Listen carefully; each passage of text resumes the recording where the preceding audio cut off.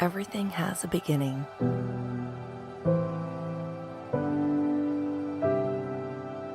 It's a driving force in our human experience.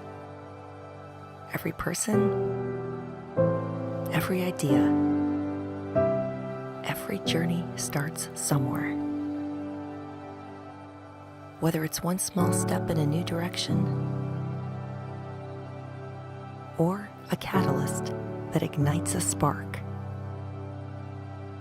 It's a moment when, from this point forward, nothing will ever be the same. It's not always comfortable. It's not always easy. But it is a start.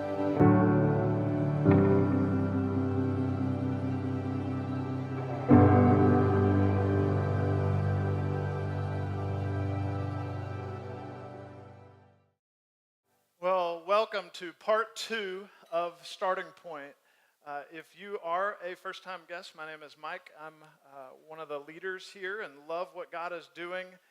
Love being able to be a part of it. And as we get ready for part 2 of this series, I'd encourage you, if you missed part 1, to go online to our website at twincitychurch.com, get caught up, check out the first message. We asked the question last week, who is Jesus? And we talked about how everything has a starting point. Your life has a starting point. Your marriage, if you were married, has a starting point. If you have kids, they have a starting point where they showed up. And all of us are here either on purpose or some of us are here on accident. Regardless, we are all here and we all had at some point a starting point. And the reality is this, that our faith has a starting point. All of our spiritual lives have a starting point. You may have picked up some things as you grew up, maybe from your parents' faith. You may have picked up some things from a friend.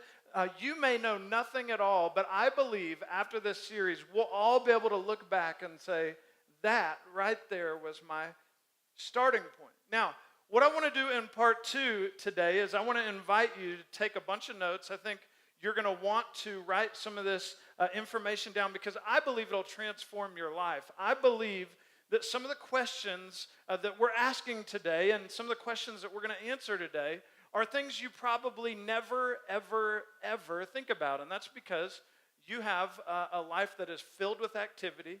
You have a job. You have family. You have friends. And some of the things we're going to talk about today are not things that you probably think about every single day. And I want to kind of open us up and illustrate it this way. My daughter, Anna, she's our second child. She turned 8 years old today. So her starting point for her 8th year of life started today. But what I know about Anna is she is the most passionate of all of our children, which can get her into trouble sometimes. And when she was 2, we were in West Texas visiting some friends, staying at their house, and they asked me and my kids, hey, do y'all want to go for a hike? And we said, sure, we'll go for a hike. And against my wife's better judgment, she let me take our 2-year-old, Anna, on a hike. She could kind of walk, but it was more of a waddle, right? And we're on this hike, and we get to the top, and we take this picture of me, Anna, and a dog we had at the time. And on our way down, Anna runs ahead of me. She's going down this hill, and I'm thinking, what in the world is she doing?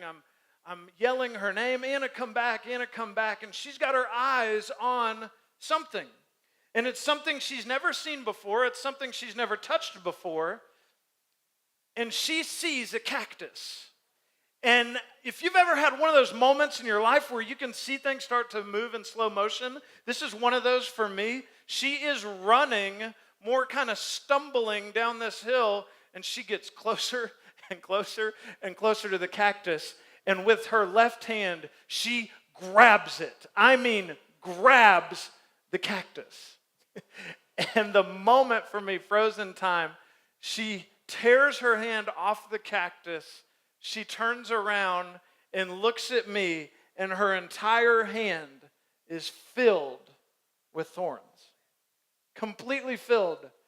And so my friend that takes us on the hike, his name was Simon, he and I run to Anna. Everything in her life is now centered around the fact that her hand is now been made part of the cactus, right? And her hand is filled with pain, and nothing else matters than what is going on with her hand. Her entire world has fallen apart because of the pain that was going on with her hand. And here's what I did, like any good father. I said to my 2-year-old, I said, Anna, you did that. You need to figure it out. That's what I did. I'm absolutely kidding right now. Some of you were judging me in your mind, and rightfully so, right?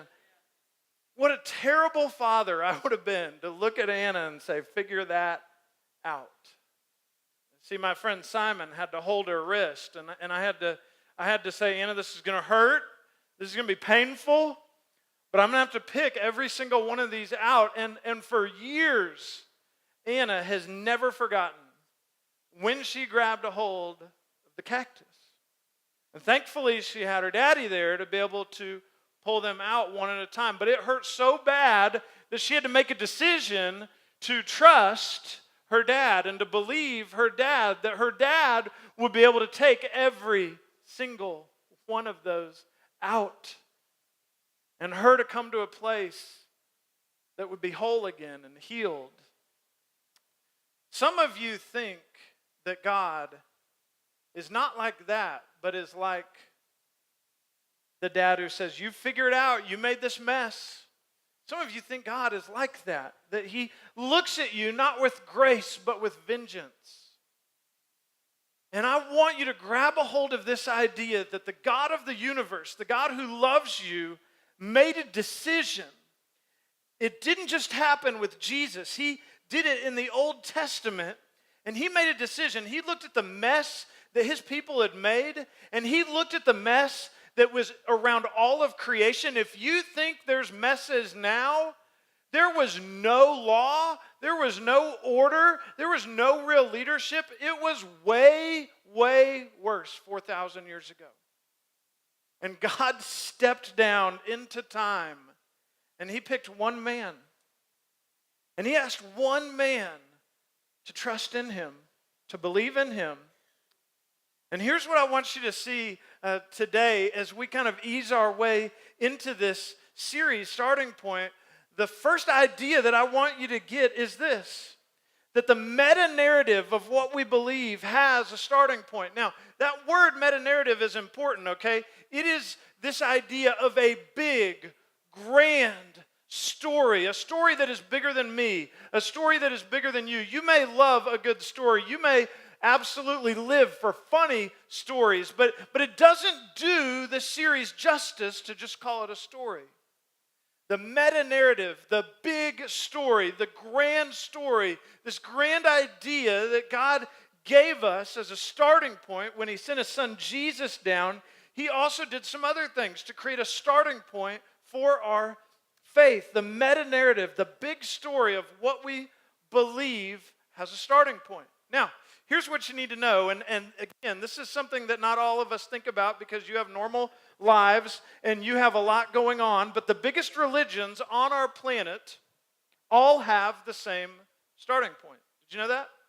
Judaism, Islam, and Christianity all have the same starting point. The three biggest religions on our planet all have the same starting point. And Jews would say, this guy, this man, we claim him, we get him, our story starts with him.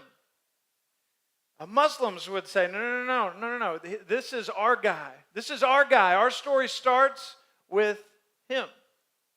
And Christians would say, as we read the Bible, Jesus actually talks about this man. He talks about Abraham. And that's who we're going to talk about today. God did something new, and he created a starting point for our faith journeys through this one person. And that's who I want us to look at today. In the midst of everything you have going on, I believe this message will serve as a catalyst for your faith and for your trust that God so desperately wants in your relationship with him. Now, in a very chaotic world, in Genesis chapter 12, we see God pick this man, Abraham. All kinds of lawlessness going on. And here's what happens. Now, the Lord said to Abraham, go from your country and your kindred and your father's house to the land that I will show you. So God is saying to Abraham, I need you to step out in faith, and I need you to go somewhere else. I need you to do something new. Look what happens as God continues to speak. I will make of you a great nation. I will make of you a great nation, and I will bless you and make your name great so that you will be a blessing. Now look at Genesis chapter 12, verse 3. Watch this. Genesis chapter 12, verse 3, God says, I will bless those who bless you. This is a big promise. And him who dishonors you, I will curse. And in you, all the families of the earth shall be blessed. Now, here's what you need to know about Abraham at this time. He's getting old, okay? And he is married to a woman who is getting old. She's never been able to have children. And in Genesis chapter 12, verses 1, 2, and 3, you see God make Abraham 3 promises, and here they are. Promise number 1, I will make you a great nation. And Jews would say, that's us. Israel, great nation. They hang so much of what they believe in on Abraham. They would say, that's our promise. That belongs to us. In Genesis chapter 12, you see God say, I will make your name great. Now, just out of curiosity, how many of you, before you came to church today, by a show of hands, have heard of Abraham? Raise your hand. Yeah, that would be most of us, right? So God promised him thousands of years ago, I will make your name great. And guess what? The promise came true. Most of us have heard of Abraham. And then in Genesis chapter 12, God says this, all people will be blessed through you. Now that is true. Abraham and his wife ended up having children, and those children went on to multiply and more and more. And the reality is, every religion of those 3 would say, we've been blessed because of Abraham. And I wouldn't argue with any of the 3. I would say we've all been blessed because of Abraham. But here's what I want you to see as we look at those verses is even though we all have this one man that we look at and we say, he has so much to do in Genesis chapter 12 with the starting point of our faith, everything changes after that. All 3 religions go in 3 different directions when they look at what does Abraham mean for our faith. Those 3 promises made to one man have so much to do with people other than Abraham. But then God makes some very personal promises. And here's what I want you to see. In Genesis chapter 15, verse 5, God says this. He brought him outside. So Abraham was inside, and God brought him outside. So he's outside of wherever he was at. God brought him outside and said, look toward heaven and number the stars, if you are able to number them. Then he said to him, so shall your offspring be. This is a very personal promise. Now, what you need to know about Abraham in this moment is he's not in Winston-Salem. He's not in Greensboro. He is in a place where when he looks at the heavens, there are too many stars to count. There is no way that he can count all the stars. The Milky Way, everything is out there. There's no city lights to kind of blur his vision. He's not standing there saying, okay, 1, 2, 3, that's an airplane. That's DirecTV's like satellite dish. That one doesn't count. He doesn't come up with like 4. He can't count all of them, and God gives him a very personal promise. And he says in Genesis chapter 15, verse 5, so shall your offspring be. Now, it gives him another personal promise. Watch this. He believed the Lord, and he counted it to him, talking about God, as righteousness. Now, this is what I really want us to wrap our hearts around, wrap our minds around. This would be an incredible verse for you to memorize. This is where the starting point of our faiths can intersect with the starting point of Abraham's faith. He believed the Lord. My wife's old. I'm old. Life's been hard. There's not a lot of hope out there as far as I can see with my own eyes. But God, I'm looking up at the stars, and you're telling me that my offspring is going to be that big and that vast. And Abraham, in this holy moment, this is a holy moment, and I believe, as he says to God, I believe you. I believe you. Now, he had the incredible, I believe, opportunity to actually hear audibly from God. I know that most of us probably wouldn't say we hear audibly from God, but even if you hear audibly, even for Moses at the burning bush, God said some things to him, and Moses is like, but he gives God all these excuses, but not Abraham. Abraham believed the Lord. He believed the Lord, and the Lord counted it to him as righteousness. Now, when you read that, it's so important that in the midst of all the unbelief, in the midst of all the sin, in the midst of everything happening during that time, God looked at one man and he said, you believe me? You trust me? I count you as righteous. I count you as righteous. And when Abraham believes God with that one belief in that one moment of ruthless trust, Abraham believes God. And this is what happened. Believing plus trusting equals right standing with God. Believing plus trusting equals right standing with God. Abraham is looking up to the stars. God saying, your offspring will be this big. He gives him three great, ancient, incredible, unbelievable, amazing promises. And Abraham says, okay, I trust you. I believe you. And what happens when we do that in our relationship with God, it has not changed. When you read the book of Hebrews, chapter 10, the writer of Hebrews talks all about Abraham and people that went after him and how they had right standing with God. And it's believing and trusting. Believing and trusting. And this is where we as Christians go off in that direction.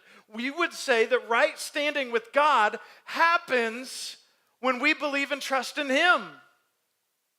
When we believe and trust in Him, that's when we have right standing with God. And here's what the Jews believe. In Judaism, they would say that being Jewish, coming from the nation of Israel, equals right standing with God. So they would say where you come from is a big, big, big deal. Being Jewish equals right standing with God.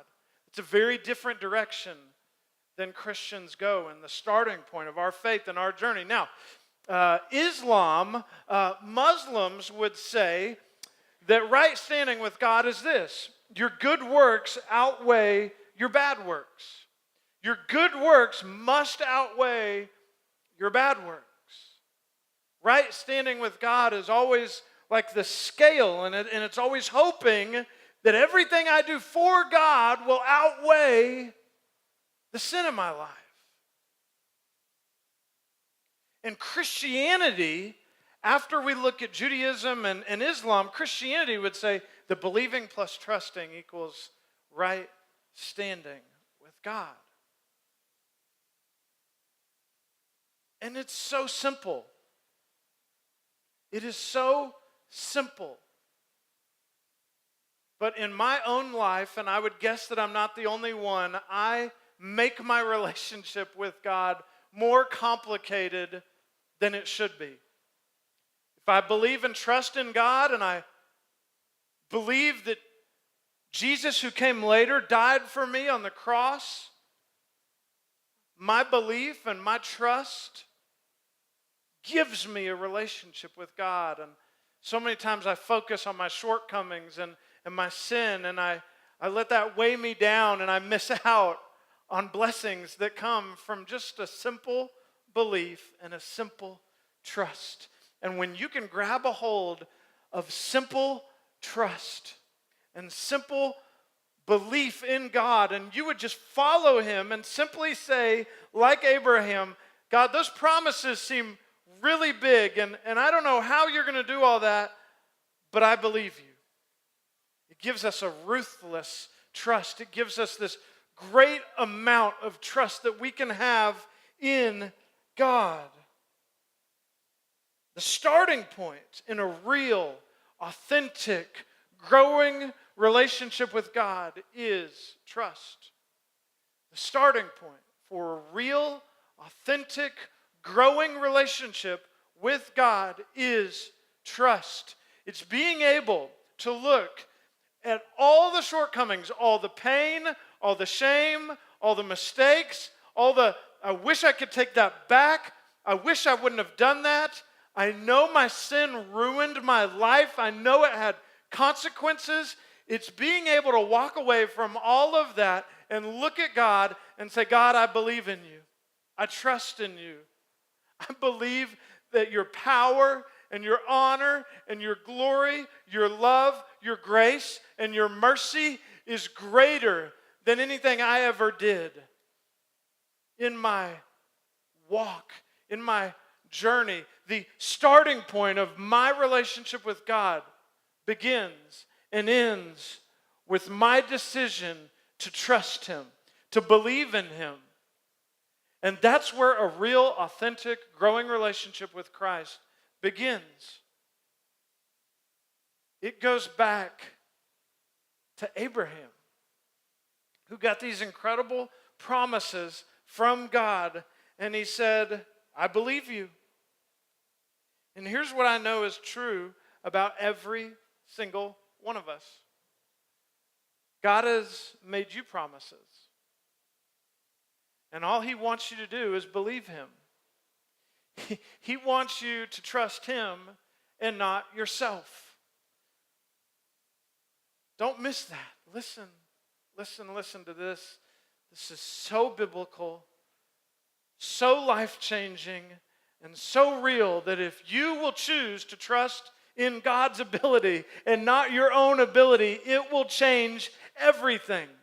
Everything in your life will change when you make a choice to have a ruthless level of trust in God and belief in him, that he can move mountains, that when you see a mountain in front of you and you're like, I don't know about that. That's a big mountain. I don't know if I can get over that. What you need to know is that when you have a high level of trust and a big faith, and you understand that there is a meta-narrative in the Bible, a big story, that the God of the universe can take the mountain that's in front of you and throw it into the sea and make a way for you to get to what God has promised you, to get you on your way to the journey that he wants you to be on. And we miss out.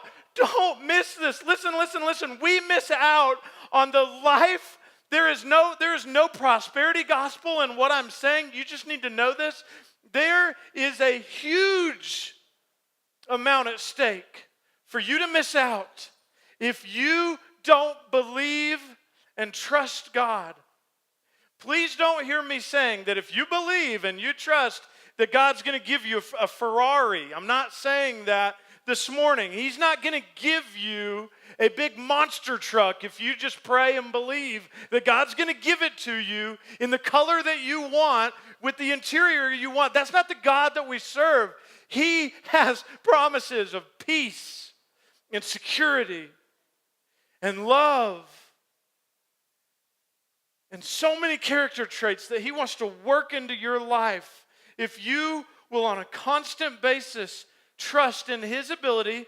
Not my own, not your own, not our own, but if you would just trust and believe and just look to God and say, God, you're the same God that promised Abraham some big time promises. And I'm just going to look to you and I'm just going to trust you. And I know that I may be kind of halfway through my life. And I know that I may be beyond halfway in my life. I know that I may not know a lot about you, but the God of the universe can do so many powerful things in your life if you will trust in him and believe in him and say, God, I don't know how you're going to work this out for your glory and your honor, but in your power, I trust you, God. I worship you. I don't look to my own strengths, but I believe and I trust just like Abraham did thousands of years ago. This is the secret to the Christian life.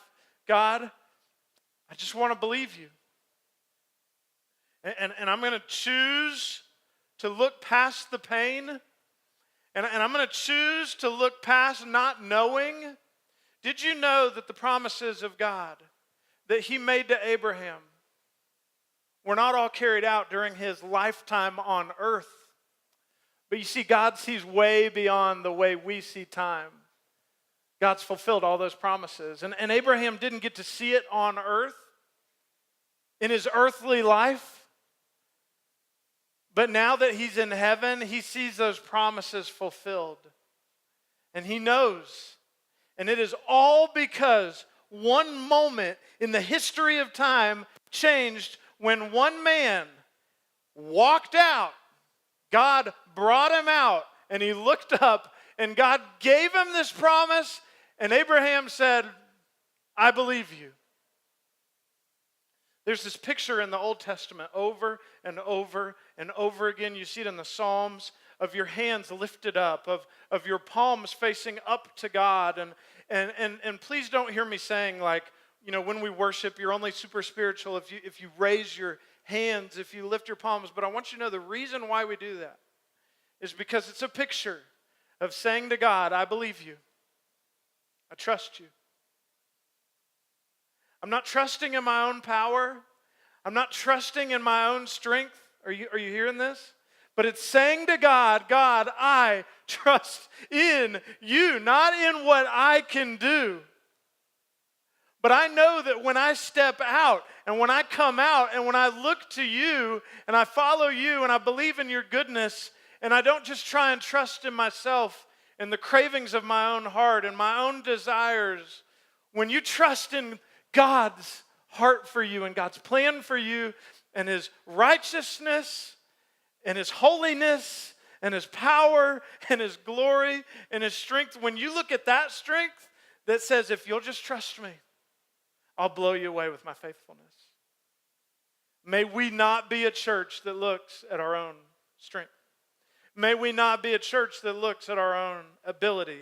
May we never be a church that just looks 6 inches ahead of the life of our church and say, well, what's next week? What's next in community group? May we be a people of God that believes big things in God, that trusts him with everything, that asks God to give us a vision that goes beyond just the daily routine. May you have a vision. May you have a belief. May you have a great level of faith that God wants to work in your life in ways that you never, ever, ever imagined possible. And when you start to do this, it may help if you just do it physically every day, just as a picture to the Lord. I'm not asking you to do it in front of a bunch of people.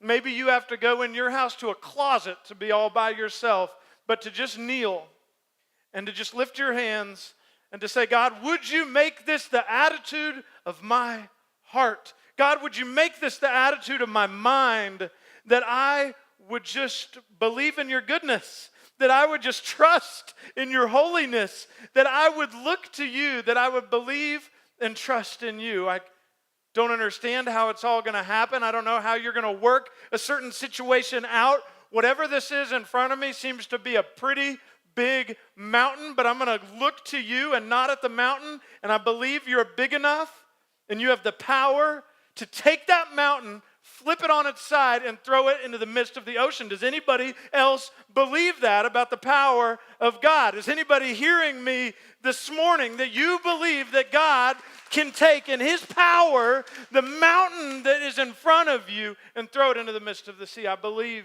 he can do that. There's this new version out of an old hymn called "It Is Well" right now. And the idea is just focusing on the fact that beyond all the pain, beyond all the chaos in the world, is this belief in God. And you're able, as you look to God, you're able to say, "It is well. It is well." We're going to sing that song next week. I cannot wait to just celebrate the goodness of God, the power of God in our lives, and to be able to say, I see that in front of me, and I don't like the way it looks, right?